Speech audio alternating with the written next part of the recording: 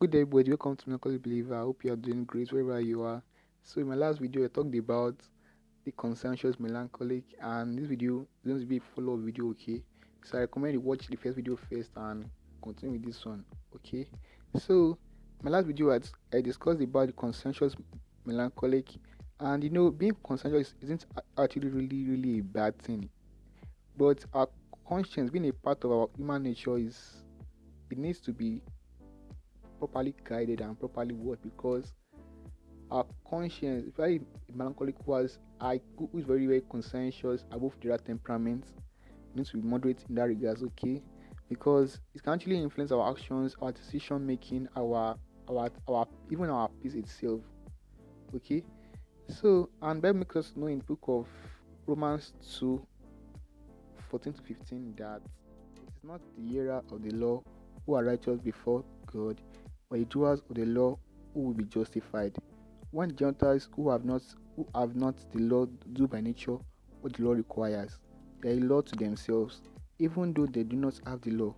They show that what the law requires is written on their hearts, while their conscience also bears witness, and their conflicting thoughts accuse or perhaps excuse them. Without understanding, we see that everybody, be it a believer and unbeliever, has a conscience in them, and that's why people at times are not Christians, not born again, and yet they are good, they are nice, gentle, they have a good conscience, and some are not Christians at the same time, and yet they are still acting so badly and acting wildly and acting so heartless. Okay, and this is actually the issue of the conscience. Okay, so it's actually a big factor in a human's life, as I said earlier. So, and today's video, I'm going to just talk about this more, okay, and the cure to this challenge in most melancholics out there. Okay, so to start, I'll start by an experience that happened to me some days back here in Nigeria, that I feel when I share it with you guys, it's going to help you as well, and I hope it relates with you well. Yeah, so one day I was going to get water outside my house, and I saw my neighbor coming with a small bag. My neighbor's dad with a small bag coming, and I was actually going to get water, and I was about 3 blocks or two blocks far from my house. So I felt like, since I'm kind of far from my house and since I was going somewhere as well, I shouldn't help him with his load. Okay, and because in Nigeria, a country full of laws, a lot of traditions, culture, help your elders, greet them, do this, do that. So I was kind of like, what should I help him and not fetch water immediately? I was just kind of, let's say, confused as well. But I was kind of fast, so I had to just keep on going. I had to keep going and just keep on going. I felt like, wow, hope I've not done anything wrong like this now, because of I had these thoughts accusing me, like, have I acted rudely or proudly? Have I been rude to my elders and the like? So I was kind of like, wow, what's going on here? So that was the first time, my first experience with this person. And the next, yeah, some days later, I was coming from my church, and I found this neighbor's dad standing near his door. I was kind of far from him, so I couldn't like greet him properly. So I had to wait a little. And meanwhile, before I actually greeted him well, I had an eye contact with him for like few seconds. And looking at him briefly, I actually wanted to go forward to him closer and greet him properly, because the time that I greet people awkwardly, like anyhow, just randomly greet people like with impulse, without thinking, without getting closer, or just awkwardly greet people like, hey, how are you? Good day, sir. Hi, good day, sir. Good day, sir. Good day, sir. That was kind of very awkward of me to do. So that was bad. So I had to just keep on moving closer and greeting. Okay. So before I could move nearer to this person, wow, he entered his house. I greeted him twice, and he didn't even respond. Like, wow, what have I done again? So in that case, I don't know, it was maybe my not too loud voice, or maybe actually not be intentionally. Okay, it was actually an awkward moment for me, and I'll just keep on going upon going to my house, okay? And that moment made me to feel kind of confused that and I felt kind of down that wow, so I've acted really in front of this man now twice, not even once. So all these thoughts coming at me that wow, Sam, what have you done again? Wow, Sam again, Sam. I was kind of like, oh wow, what's going on here?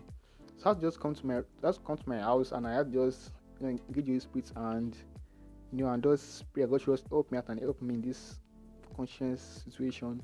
So this verse came to me to read, which was First Timothy 4 verse 1 to 2. So now, First Timothy 4 verse 1 to 2 now. The Spirit says clearly that some people will abandon the faith in later times. They will obey lying spirits and follow the teachings of demons. Such teaching are spread by deceitful liars whose conscience are dead as if born with a hot iron. And that's kind of true. So like, wow, what's going on here? Because that verse felt so true to me, and I was like, wow, God, please help me to make this clearer to me, because truly, I kind of felt at a point that it seems I'm being too conscientious as if I just kill my conscience as well. But thank God I didn't kill my conscience, because of that would have been a bad decision. Okay, so all males out there, I will just tell us that we should please truly might be very conscientious. We have these thoughts that will be making us feel at war within us, but please don't kill your conscience. Okay? It's very important you have your conscience still standing, still pure and still fresh. Okay, so now continue my story now. So funny enough, one day after that experience with the greeting experience, I was just standing in front of my house trying to get in. I saw my neighbor coming again with the same bag again, or maybe a similar bag, I'm not sure. I was like, wow. So I just voice me like saying that, hey Sam, it is the time to redeem yourself. I just like relax and just make decision that okay, I won't let my past hold me down. I won't let anything just make me to just lose my peace. So I have to just relax and just think the situation through. I just greeted him and I just decided not to take the bag. Okay.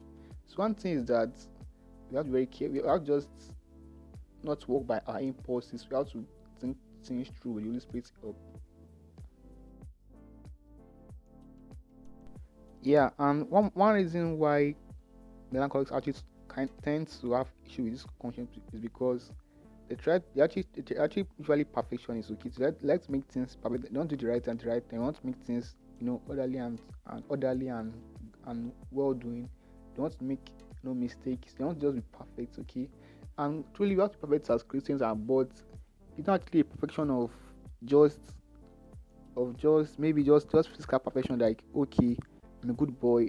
That's all. It's actually more than that. Okay, both in your spirit, in your soul, and general as well. Hope you get my point. Hope I'm not sounding too confusing. Okay, so let's take out the book of Ecclesiastes 7 verse 16 now. Be not righteous over much, neither make thyself over wise. Why shouldest thou destroy thyself? Can you see that? So one thing is that talking about this issue of conscience and perfection, we try to be good people. Like we try to portray ourselves as someone that is perfect, that a perfect example of someone that people will look up to, someone that always greets his elder, someone that always do the right thing, like someone that is respectful, that's all behaving okay. And this is good, but it's not actually it's not actually just based on raw and impulsive behavior. Okay, not as if like okay, this is the right thing to do, I'm doing this, because sometimes what seems right to a man might seem wrong to God, and that's very true. So we have to just be careful and lead by those spirits and not by our own conscience, not by our own conscience or what people say is right. Okay, because our conscience can actually be formed by the environment, by the law of the area. For example, now what seems right in Nigeria may not be right in the US, may not be right in the UK and the likes. Okay, yeah, talking about conscience now, I would say they actually, to my understanding, I feel there are actually two types of conscience. One is conscience to God, and there's conscience to law or to man. Talking about conscience to God, like for example now, let's say God is like, okay, do this, go there, preach the gospel, share this with someone, I don't do that, you're going to feel this kind of feeling that if you are really, really sinning. That's actually talking about the conscience that actually accuse some when you've offended God. Like, let's say when you can commit a sin, when you can do something wrong, let's say you stole or you lied. I have this thought stopping. That's actually a good conscience as well, okay? And that's what they call conscience to man or to law. For example, let's say in your neighborhood, you're actually expected to always greet your elders, to always help people to carry their loads when the load is kind of heavy. And let's say one day don't do that, you actually feel this kind of feeling that, wow, I'm doing the wrong thing. Not necessarily like I'm sinning, but you just feel this kind of thought that, wow, I'm really not doing the right thing in this situation, okay? That's the issue of conscience to man. Finally, on conscience now again, there are also two, let me say, degrees of conscience, of degrees of people with conscience. There's actually degree of people that are highly and conscientious, like a melancholics now. If not filled with this spirit and led by those spirits, might actually be too conscientious that they want to act by the law, try to please everybody, try to always make people smile and happy. They want to make sure that nobody's offended by what they do, that they don't make things that are controversial, they don't just be peaceful, nobody smiles, no problem, no need of fighting, and that might not always be the right thing to do. I think also sometimes, for example now, someone that is in the world, someone that is that is sinning, okay, what will please him? If you do it as a Christian, you actually sin on your own as well. But to the sinner, you actually helping, and that is what if is right. But as a Christian, you know that you're actually sinning on your own, and that's wrong, okay? And the second stage is now people have little or no conscience. So people, because of maybe by experiences and by environment, they actually made their conscience to be low, that when they do things that are wrong, they won't even feel bad. When they steal and lie and do bad things, they won't feel it. They'll be like, what's there? It's normal. And I'm like, wow, just stole someone's money and yet you feel at peace, you can sleep. Wow. And that's just an example of when someone has little or no conscience as well, okay? So you may ask now, what can I do to be free of these conflicting thoughts in my head? So the solution here is just Philippians 4 verse 5 to 7. So now Philippians 4 verse 5 to verse 7 now says that, let your moderation be known unto all men. Lord is at hand. Have no anxiety about anything, but in everything, by prayer and supplication with thanksgiving, let your requests be known to God.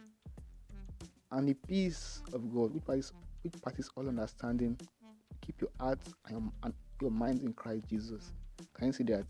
So when you follow the first instruction, which is Philippians 4 verse 5, that let your moderation be known unto all men. The verse 6 and verse 7 will surely be your experience, because of when you're moderate in doing things, when you're not just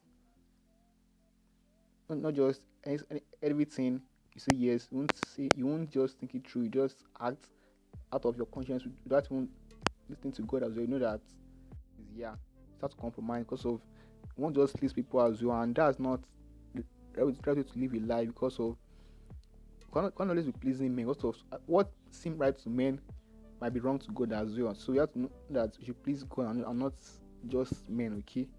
And when we do these things, by God's grace, we have peace and we're free of our conscience thoughts, and by God's grace, get better in Jesus' name.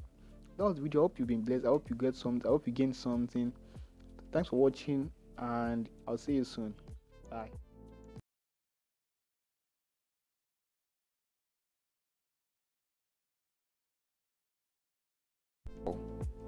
Why? Sincere, if you saw this part, let me know in the comment section. Let me know if you saw it as well. Drop a comment that I saw it, okay? So I saw a book online by same author again, Why Act the Way You Do, okay? And it was actually a very interesting book, and I find it helpful, just like the other one as well, which was Spirit Control Temperament, which I finished reading some time ago, sha. So I also recommend you to check this book out. I'll leave the link for you in the comment section, in the description below. So please check that as well, okay? And if you want to drop any collaboration, maybe you want to work with me, or want to feature any of my interviews, let me know as well. Follow me on Twitter as well. I'm on Twitter now. Follow me as well as Mel Believer, and shout out to Covenant, to Deborah, to Steven, to everybody that's watching so far. Because I don't know everybody's name too. So if you don't know your name, just let me. But I didn't mention you're in Watch a Lot. Let me know your name as well in the comment section, please. Okay, that's all for now, and bye.